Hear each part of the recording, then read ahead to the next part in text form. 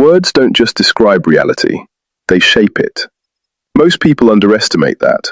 They think words are just a way to communicate. They're not. They're a tool of influence. I clocked this early.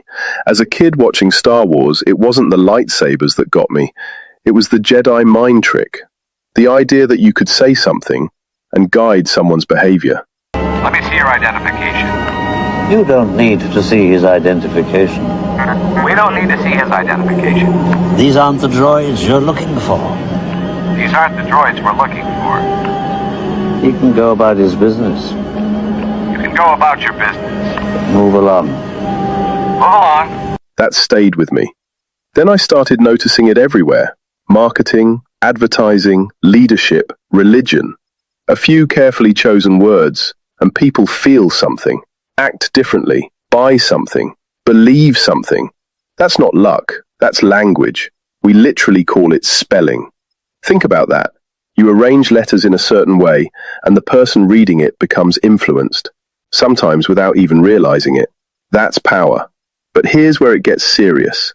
Because words don't just influence actions, they influence what people accept as truth.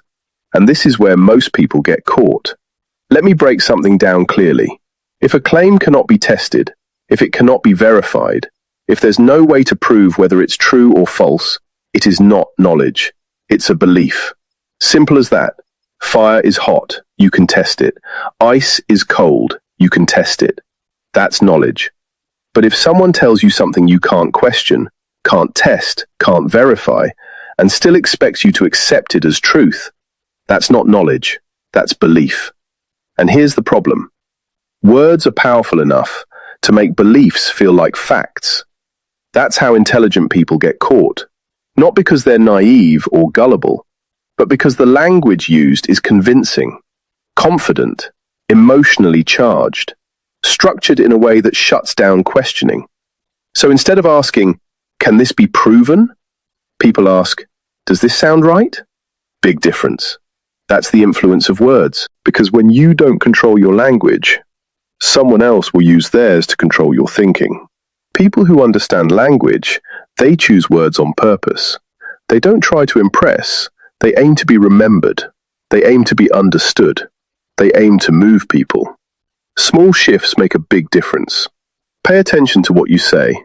Pay even more attention to what you accept.